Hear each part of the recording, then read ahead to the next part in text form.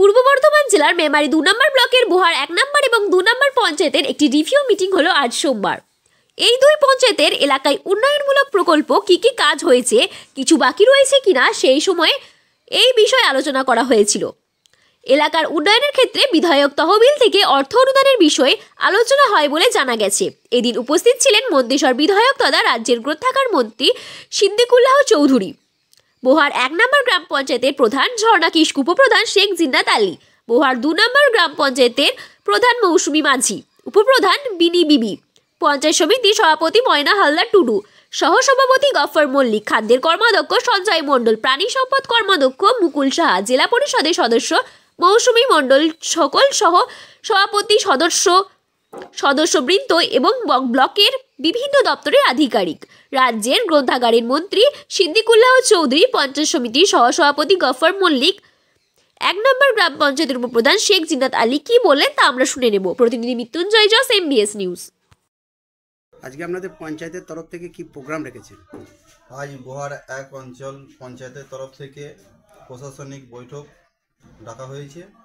এটা ডেকেছেন আমাদের বিডিও অফিসের ভারপ্রাপ্ত বিডিও সাহেব, জয়েন্ট বিডিও সাহেব এবং আমাদের মন্ত্রী এখানে উপস্থিত থাকবেন। আমাদের যে সদস্য রয়েছে সেই সদস্যদের নিয়ে একটা প্রশাসনিক বৈঠক করবেন, সেখানে প্রধান উপপ্রধানও থাকবে। এছাড়াও আমাদের যেগুলো হচ্ছে পঞ্চায়েতে কি উন্নয়ন করা হয়েছে তার একটা খতিয়ানা তুলে ধরার জন্য বলা হয়েছে। আমাদের এর মধ্যে যে আমাদের যেসব কাজকামগুলো যেগুলো যা করা হয়েছিল আমাদের মোটামুটি সব কাজ শেষের দিকে, আর হয়তো 2-1টা বাকি রয়েছে, এটাও কাজ চলছে। এই কাজটাও খুব মোটামুটি 2-1 দিনের মধ্যে মিটে যাবে। আপনার নাম এবং পরিচয়? আমি বোহার 1 অঞ্চল পঞ্চায়েতের প্রধান উপপ্রধান জিন্নাত আলী শেখ। কর্মসূচি ছিল আপনার? বোহার পঞ্চায়েত 2 নম্বর পঞ্চায়েতে এসেছি। প্রধান উপপ্রধান সরকারি আধিকারিক ছিলেন।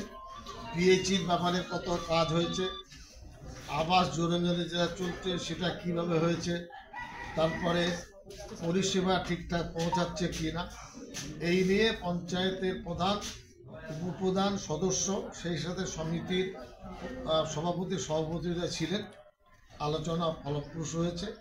মানুষের পরিষেবা যাতে পৌঁছে দিতে পারে, এটা আমাদের মূল লক্ষ্য।